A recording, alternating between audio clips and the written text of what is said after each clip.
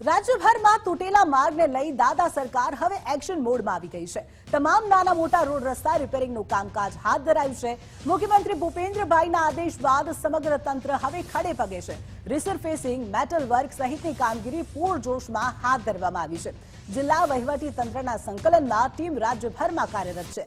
નાગરિકોને યાતાયાતમાં તકલીફ ન પડે તે માટે મુખ્યમંત્રી દ્વારા આદેશ કરવામાં આવ્યા છે। તમામ અસરગ્રસ્ત માર્ગોનું સત્વરે યુદ્ધના ધોરણે સમારકામ કરવામાં આવે તેવા આદેશ આપવામાં આવ્યા છે। અમદાવાદમાં મોટા પાયે સમારકામ કામગીરી પૂરજોશમાં ચાલી રહી છે।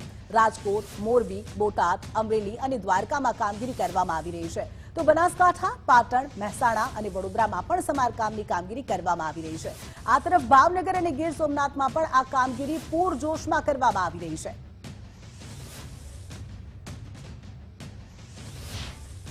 અમદાવાદમાં રોડ રસ્તાના સમારકામની કામગીરી શરૂ થઈ ગઈ છે। સમગ્ર અમદાવાદમાં રોડ રસ્તા રિપેરિંગ કામ શરૂ થયું છે।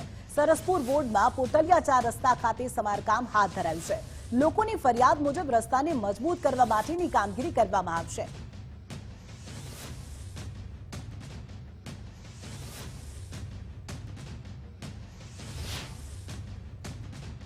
ઘણો વરસાદ પડવાથી રોડો બધા તૂટી ગયા છે, તો સરકારને નમ્ર વિનંતી છે કે અમારા રોડ થોડા મજબૂત બનાવે। વારા ઘડીએ તૂટી જાય છે તો એના કરતા એક જ વાર મજબૂત બનાવો। ટ્રાફિક બી બહુ થાય છે, વારા ઘડીએ બનાવો, કાચા રોડો બનાવીને જતા રહે, તૂટી જાય છે। અમારે પાણીની પ્રોબ્લેમ બહુ થાય છે, બહુ ભરાય છે અને રોડ તૂટી જાય છે પાણીના હિસાબે। હવે એનો રોડ સારો બનાવો, બીજું કઈ નહીં। આ લેવલ અમદાવાદમાં પડેલા ભારે વરસાદ બાદ અમદાવાદ શહેરના વિવિધ રોડની હાલત કમરતોડ બની અને હવે તેને જોડવાનું કામ એએમસી દ્વારા શરૂ કરવામાં આવ્યું છે। જોઈ શકાય છે કે અમદાવાદના સરસપુર ખાતે પોટલિયા 4 રસ્તા રોડનું રિપેરિંગ કામ શરૂ કરવામાં આવ્યું છે। અમદાવાદમાં ઠેર ઠેર જે છે આ પ્રકારની જે ખાડાની સ્થિતિ છે તેને જે છે સમારકામ હવે શરૂ કરાયું છે। એટલે અમદાવાદમાં આજે ખાસ કરીને એક રસ્તા રિપેરિંગની કામગીરી શરૂ કરવામાં આવી, જેમાં ખાસ કરીને ઉત્તર ઝોન, પૂર્વ ઝોન અને દક્ષિણ ઝોનમાં આ કામગીરી શરૂ કરવામાં આવી છે। સરસપુર ખાતે જે છે રોડ પેચ કરવામાં આવી રહ્યો છે, રિપેરિંગ કરવામાં આવી રહ્યું છે। તે જ રીતે જે છે પૂર્વ ઝોન અને ઉત્તર ઝોનમાં પણ આ રીતે કામગીરી કરવામાં આવી રહી છે। જોઈ શકાય છે કે સમગ્ર જે ખાડા છે, કમરતોડ રોડ છે, તેની જે છે સમારકામ શરૂ કરી દેવામાં આવ્યું છે ને આગામી જે સમય છે તેમાં અમદાવાદમાં એએમસી દ્વારા દાવો કરવામાં આવ્યો છે કે તમામ રોડની આ રીતે કામગીરી કરવામાં આવશે, જેની આજથી શરૂઆત થઈ છે। આશા રાખીએ કે કમરતોડ રોડને સારી રીતે જોડવામાં આવે અને તેની અંદરનો ભ્રષ્ટાચાર ક્યાંક ને ક્યાંક દૂર થાય, જેથી લોકોને લાંબા સમય સુધી ટકી રહે તેવા રોડ મળે। કેમેરા પર્સન મનીષ દવે સાથે સંજય જોશી, ગુજરાત ફર્સ્ટ, અમદાવાદ। તો રાજ્યભરમાં વરસાદના કારણે તમામ જે રોડ રસ્તા છે તેની હાલત દયનીય બની છે, પરંતુ હવે સરકાર દ્વારા કામગીરી કરવામાં આવી રહી છે। અમદાવાદના સરસપુર વિસ્તારમાં રોડ રસ્તાનું સમારકામ કરવામાં આવ્યું। રોડ બનાવીને જતા રહે, ખાલી બધા રોડ ખાલી તૂટી જાય, વારે ઘરે પાણી ભરાય ને રોડ તૂટી જાય છે, બરાબર।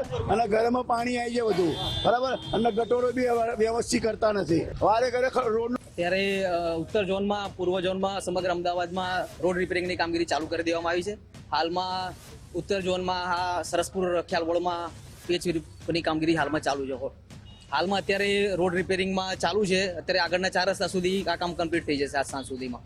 હાલમાં અત્યારે હોટમિક્સથી પેચની કામગીરી ચાલુ છે, તથા કોલ્ડ મિક્સ પેચ ને તથા વેટ મિક્સથી રેગ્યુલર પેચની કામગીરી રૂટીનમાં ચાલતી જ હોય છે। સમગ્ર વોર્ડમાં હાલમાં તો હોટમિક્સથી પેચ ચાલુ થઈ ગયા છે, એટલે હવે અમારા સાહેબના આદેશ અનુસાર જલ્દીથી જલ્દી કામગીરી પૂરી કરવાનો આદેશ છે, એટલે લગભગ 1-2 દિવસમાં સમગ્ર મોટે ભાગે પેચ કવર થઈ જશે।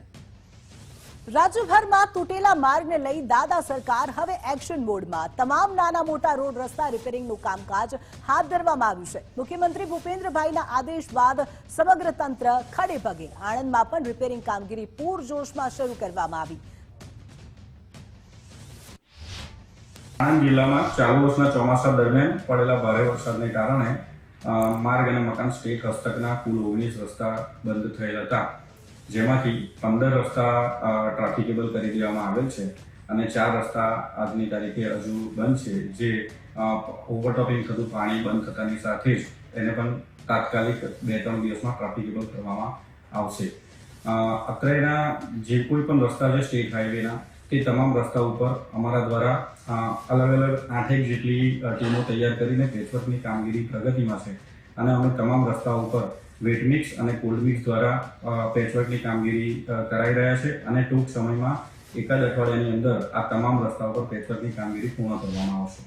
ગીર સોમનાથમાં યુદ્ધના ધોરણે રસ્તાઓની મરામતની કામગીરી કરવામાં આવી રહી છે. નાવંદ્રા, ભેટાડી, ઇન્દ્રોઈ, પંડવા, તાલાલાના રસ્તાઓનું રિપેરિંગ કામકાજ, પીપળવા, આંબલાશ રોડ, ભુવાડવા, વિઠ્ઠલપરાના રોડનું પણ રિપેરિંગ કામ માર્ગ મકાન વિભાગ દ્વારા રિપેરિંગની કામગીરી હાથ ધરવામાં આવી છે.